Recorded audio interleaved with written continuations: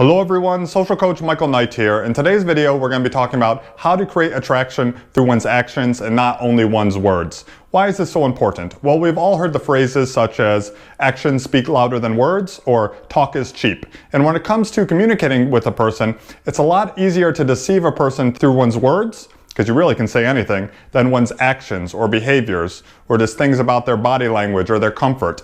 And since women know that talk is cheap, they're much more likely to evaluate a man based on how he presents himself and his actions, not just his words alone. The first thing that you should communicate in a new interaction is simply a vibe of comfort and confidence.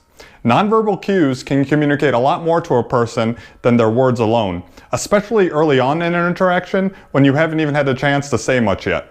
Comfort and confidence in an interaction implies prior success. Let's contrast this to a guy who's very nervous, very fast with his words, looking for approval right away in an interaction. He's afraid of screwing up and blowing his chance. Well, what is this communicating? A guy who communicates like this, oh, do you like me, da da da, always looking for approval from the person, that shows that he's nervous. It makes the other person think that he thinks that they're out of his league, and if he thinks that, they most likely are. In addition to this, it also communicates that he most likely lacks similar options. Also, emotions are contagious, and if you seem nervous, then you're most likely going to make the other person feel a little bit nervous. And so how to prevent this? How can you combat this from the beginning, especially when you actually do feel nervous? Well, the simplest thing you can do is simply slow down your speech. Look the other person in the eye, project your voice, and don't speak too quickly. Don't rush through your sentences looking for approval from the other person. If you do this, it's going to make you seem a lot more confident. You need to present yourself as a guy who's sure of himself and doesn't need the approval of everybody else, especially not the girl that you're interested in.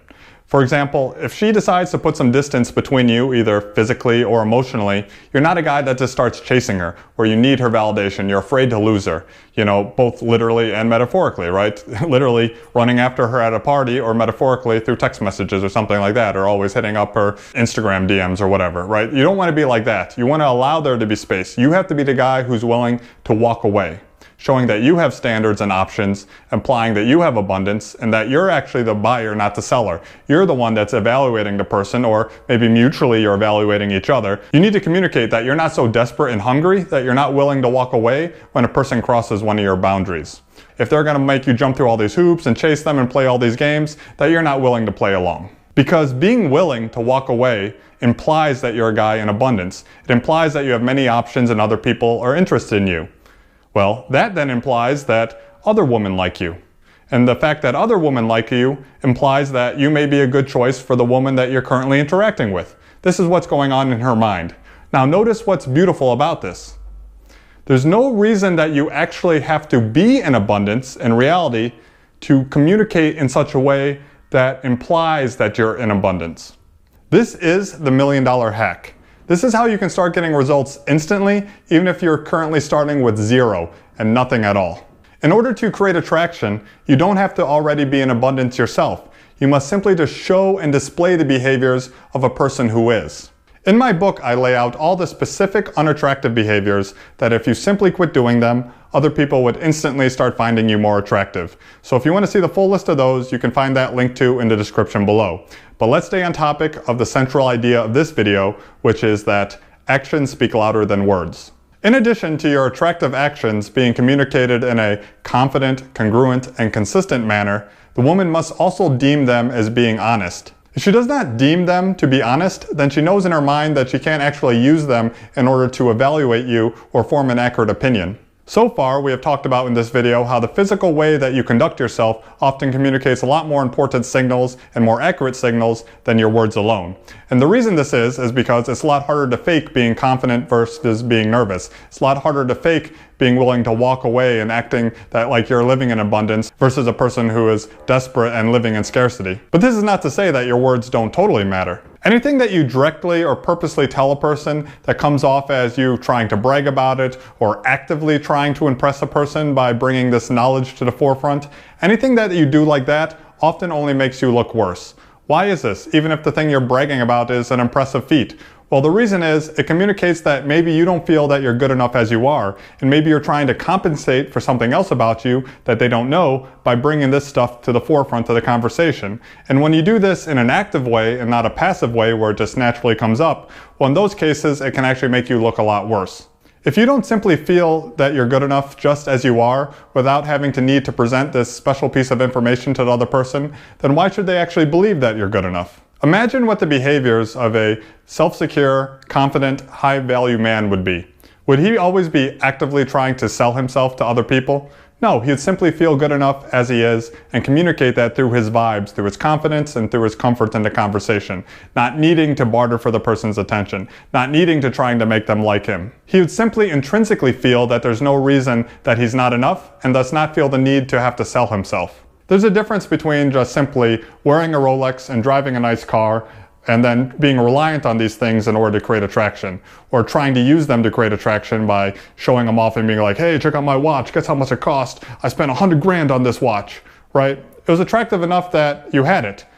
You, by trying to overcompensate for something else by bringing up these facts about it and being so blatant about it, can actually kill that attraction that would have been generated otherwise. While showing off material possessions such as a car or watch is the most blatant example, the same thing is still actually true when it comes to communicating any attractive information about yourself. It's almost always better when the fact or information comes up somewhat indirectly, that is, through the telling of a story, someone else mentions it about you, or it just naturally comes to the conversation, not when you're blatantly throwing the fact in the person's face in order to try to impress them, and thus in order to try to seem more attractive. For example, I work with a lot of, let's say, high IQ individuals. That is, people who went to Ivy League schools, went to MIT, and when coaching them, they often use their prestigious degree or their prestigious position in some university as a way of trying to impress people.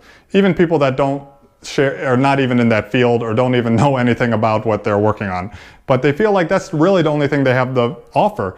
A lot of times they spend their whole life kind of in this bubble. Their whole mind is only in this kind of environment. And one thing is they don't know anything else to talk about, but that's a separate problem.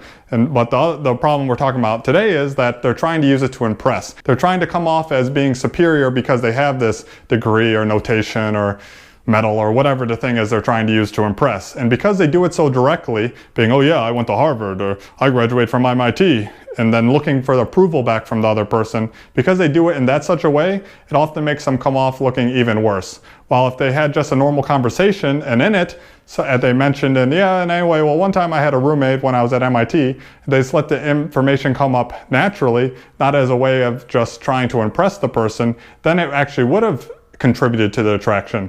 But because they do it in such a trying to impress type of way, it works against them. But if you can first start generating attraction using the fundamental principles discussed on this channel, and then you bring up this information in maybe a passing statement, then it will earn you bonus points. But without doing that first, just simply bragging about it or trying to actively use it to try to impress a person is only going to lose you points. In conclusion, you can't logically convince a person to find you attractive via words alone. The emotions, the feelings of attraction, this is going to be elicited through your behaviors, attractive behaviors, which are much harder to fake than words. And when it does come to your words must be deemed as being honest, where the person doesn't just think you're telling them what you think they want to hear in order to make them attracted to you. In order to become a more attractive man, you need to start acting like a more attractive man. And if you want some help doing this, I provide one-on-one coaching, both in person and via Skype, and there's an application linked to that in the description below. That's all for today. A big shout out and thanks to my Patreon subscribers. Please consider becoming one if you haven't already. And like always, please remember to like and subscribe, and I'll see you in the next video. Until next time, ciao.